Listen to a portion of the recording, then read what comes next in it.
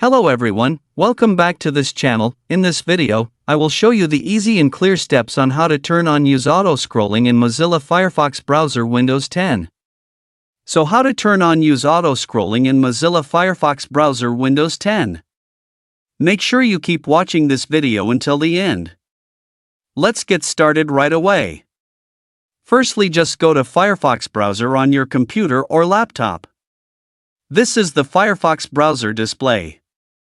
Next, move the cursor to the top right of the screen.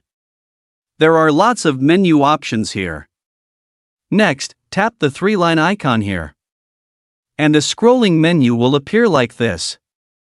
And tap the Settings menu here. Now here you are in the Settings menu. Enter the General menu. Now here you are in the General menu. Scroll down to find the Browser menu. Now next, tap Use Auto Scrolling.